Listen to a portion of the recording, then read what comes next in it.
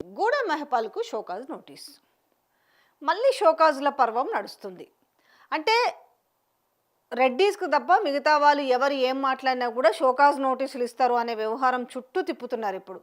ఎందుకంటే తాజాగా మొన్ననో మధు యాష్కి గౌడ్ ఒక సోషల్ మీడియాకి ఇచ్చిన ఇంటర్వ్యూలో భాగంగా కూడా గతంలో కోమటిరెడ్డి బ్రదర్స్ ఏకంగా పీసీసీ ప్రెసిడెంట్ పదవిని 50 కోట్లు ఇచ్చి కొనుక్కున్నారు అనే దాని మీద వ్యాఖ్యలు చేసినప్పుడు వాళ్ళ బ్రదర్స్‌కు అసలు షోకాజ్ నోటీసులే ఇవ్వలేదు. కానీ ఇప్పుడు తీన్మార్ మల్లన్న అలియాస్ చింతపండు నవీన్‌కి షోకాజ్ నోటీస్ ఇచ్చిర్రు. ఇదంతా కూడా షోకాజ్ నోటీసుల చుట్టే తిరుగుతుంది. అంతేకాకుండా ఈ క్రమశిక్షణ కమిటీ చైర్మన్ ఎవరైతే ఉన్నారో చిన్నారెడ్డికి కూడా ఆయన మేఘారెడ్డి విషయంలో మాట్లాడిన మాటల్లో ఆయనే మరి క్రమశిక్షణని ఉల్లంఘించారు కదా, మరి ఆయనకు కూడా షోకాజ్ నోటీస్ ఇస్తారా అనేది వితిన్ ద పార్టీలో ఉన్న చర్చ ఇది జనరల్గా.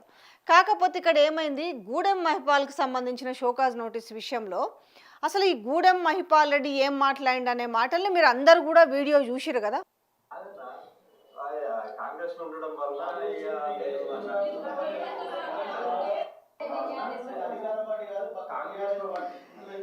ఇప్పుడు ఇప్పుడు కాంగ్రెస్ పార్టీ పేరెత్తితేనే ఆయన ఒక ఎక్స్ట్రీమ్ లెవెల్లో ఒక బూత్ మాట కూడా అనేసిండు, Congress party dash dash party అనేసి.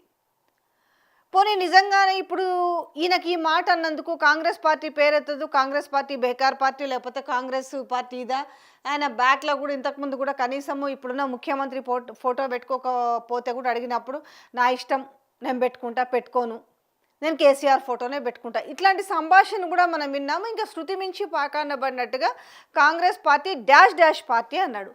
మరి ఇప్పుడు ఇంతకీ గూడెం మహిపాల్కి షోకాజ్ నోటీస్ ఇస్తారంటే ఒకటి అర్థం కాని ముచ్చట ఏంటంటే, ఇంతకీ ఈ పార్టీ మారిన 10 మంది ఎమ్మెల్యేలు కనీసంగా ధైర్యంగా మేము కాంగ్రెస్ పార్టీ కండువానే కప్పుకున్నాము, మేము కాంగ్రెస్ పార్టీలో చేరినామనే చెప్పుకునే అవకాశం కూడా వాళ్ళకు లేదు. ఎందుకంటే వాళ్ళకి మీద మొగుల్లాగా కూర్చుంది సుప్రీంకోర్టు. ఏ నిమిషమో ఏ టైమో అన్నట్టుగా అది బెంచ్ మీదకి విచారణకు వచ్చిన ప్రతిసారి వీళ్ళు భయపడతానే ఉన్నారు, టెన్షన్ పడతా ఉన్నారు. ఎందుకనంటే అనర్హత వేటు పడుతుందేమనేసి. ఆల్రెడీ చూసుకుంటే 10 మందికి నోటీసులు వెళ్ళడం కావచ్చు, ఇటు అసెంబ్లీ స్పీకర్ కావచ్చు, అసెంబ్లీ కార్యదర్శికి కావచ్చు, ఈ నోటీసులు జారీ అయినాయి. ఇట్లాంటి నేపథ్యంలో మరి స్టార్టింగ్లో కొంచెం అయితే మరి నయాన్నో భయాన్నో మరి ఏం జరిగిందో కానీ మొత్తానికి 10 మంది కండువాలు కప్పుకున్నారు రేవంత్ రెడ్డి ఆధ్వర్యంలోనే. ఈయన కూడా రేవంత్ రెడ్డి పక్కన నిలబడి కండువా కప్పుకుండు కానీ నేను కాన్స్టిట్యున్సీ అభివృద్ధి కోసము నేను రాష్ట్ర ముఖ్యమంత్రిని కలిసినాననేసి మాట మార్చేసిరు. మరి ఇదేందయ్యా మీరు కాంగ్రెస్ కండువానే కప్పుకున్నారు కదా అని అంటే, అది కండువా కాదు, అది గుడి కండువా అన్నారు.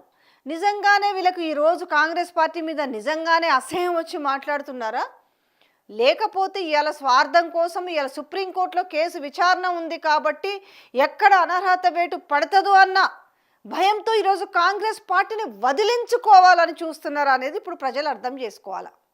ఒకవేళ వాళ్ళని బెదిరించి కాంగ్రెస్ పార్టీలోకి తీసుకొని ఉంటే, అంటే కొంతమంది ఇష్టంతో పోయిరు, అంటే ఎందుకనంటే మరి ఈ మహానగరంలో ఉన్న ఎమ్మెల్యేలకు మంచి డిమాండ్ కదా, రియల్ ఎస్టేట్లు కావచ్చు, సెటిల్మెంట్లు కావచ్చు, ఇవన్నీ ఉంటాయి కాబట్టి. దీనికోసమే వీళ్ళు ఆ బెదిరింపుల నేపథ్యంలోనే పార్టీలో చేరిండ్రు అనేది బాగా వినిపించిన నేపథ్యంలో నెల క్రితమే అనుకుంటాను చాలా ఎక్స్ట్రీమ్ లెవెల్ అయిన మాట్లాడి, నేను పెట్టుకోను, నా ఇష్టం, నా ఇంట్లో ఎవరు ఫోటో పెట్టుకోవాలో నాకు బాగా తెలుసు అనేసి చాలా కటువుగా మాట్లాడిన పరిస్థితి చూస్తున్నాం.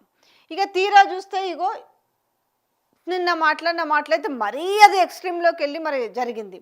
అసలు ఇప్పుడు ఈయనకి ఇస్తారా నోటీస్ అని మాట్లాడుతున్నాడు. అసలు ఈ నోటీస్ ఇవ్వడానికి ముందిన కాంగ్రెస్ పార్టీలో ఉన్నాడా లేడా? ఇప్పుడు అటు కాంగ్రెస్ కండువా కప్పుకోవట్లేదు, ఇటు బీఆర్ఎస్ కండువా కప్పుకోవట్లేదు. ఇట్లాంటి నేపథ్యంలో వీళ్ళు ఒక డిఫెన్స్ మెకానిజాన్ని వీళ్ళు అప్లికబుల్ చేస్తారు అనుకోవాలి. అటు లేరు ఇటు లేరు, మధ్యలో ఉన్నారు, అటు లేదు ఇటు లేదు, మధ్యలో ఉన్నారు. ఈ నేపథ్యంలో నిజంగానే వీళ్ళని కాంగ్రెస్ పార్టీ మా ఎమ్మెల్యే అని గుర్తించి షోకాజ్ నోటీస్ ఇస్తారా? ఒకవేళ షోకాజ్ నోటీస్ ఇస్తే అదే అనర్హత వేటికి దారి తీస్తుంది కదా. మరి అడిగేటోళ్ళు ఎట్లా అడుగుతున్నారు, గూడెం మహిపాల్ రెడ్డికి షోకాజ్ నోటీస్ ఇస్తుందా అంటే ఇట్లా వాగుతున్నారు కదా కాంగ్రెస్ పార్టీ మీద అనేసి. అంటే కాంగ్రెస్ పార్టీ వాళ్ళకి ఇప్పటికన్నా కొంచెం సోయి వచ్చిందా, కళ్ళు తెరుచుకున్నారని ఆలోచించాలి.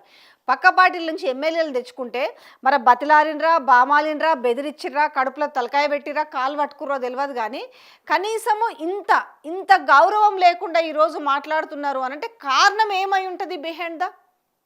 అంటే ఏదైతే వీళ్ళు ఒక కండిషన్స్తో వస్తారు కదా, అంటే వీళ్ళు పెట్టిన కండిషన్స్, ఫస్ట్ కండిషన్స్ ఏంటంటే వీళ్ళ ఇలాకాలో ఉన్న విషయం మీద భూముల దందాలు కావచ్చు, లేకపోతే ల్యాండ్ సెటిల్మెంట్స్ కావచ్చు, లేకపోతే పెండింగ్ బిల్స్ కావచ్చు, ఇవన్నీ.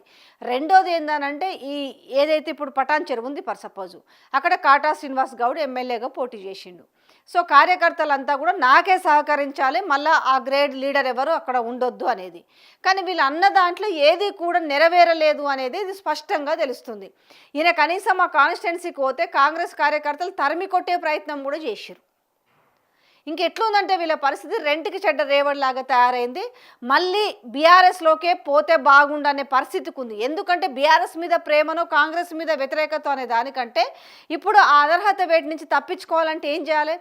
అందుకే ఈ 10 మంది ఫిరాయింపెళ్ళిల్లో 7గురు ఆల్రెడీ మళ్ళా పెద్ద ఆయన టైం ఇస్తే బాగుండు, పోయి ఆయనకు కష్ట సుఖాలు చెప్పుకొని పోయి ఒక నిమ్మలంగా అండ్లనే ఉందాము, ఏ కష్టమైనా సరే ఏ నష్టమైనా సరే ముఖ్యమంత్రి బెదిరించినా సరే దాన్ని ఫేస్ చేద్దాము అనేసి సిద్ధంగా ఉన్నారట. ఈ నేపథ్యంలో ఏమైందంటే ఆల్రెడీ వీళ్ళకి కూడా ఏమైందనంటే ఏదైతే ఏం చేస్తాడు ఈ ముఖ్యమంత్రి, ఆల్రెడీ ముఖ్యమంత్రికే దిక్కు లేదు, ఆ ముఖ్యమంత్రికే దించే కాలం ఉంది, మేమేంది ఆల్రెడీ వీళ్ళు మాకు చేసేది ఏముంది, ఏదైతే అది కాదనేసి నేను లేనిపోయా కాంగ్రెస్ పార్టీ దిక్కుమాల పార్టీ, బేకార్ పార్టీ, డాష్ డాష్ పార్టీ అనే పరిస్థితికి వచ్చిందంటే ఇవాళ కాంగ్రెస్ పార్టీ పరిస్థితి ఏ విధంగా ఉందనేది అర్థం చేసుకోవచ్చు. ఈయన సొంత గుడికే పయనం అవుతున్నాడు.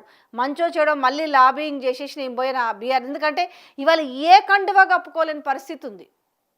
షోకాజ్ నోటీస్కి ఇచ్చే ధైర్యము మరి ఇలా ఉందా లేదా, అసలు వీళ్ళ ఎమ్మెల్యే అని చెప్పుకోవడానికి ఇది లేని నేపథ్యంలో అసలు షోకాజ్ నోటీస్ అనేది ఆయనకు ఎట్లా వర్తిస్తుంది అనేది అర్థం చేసుకోవాలి.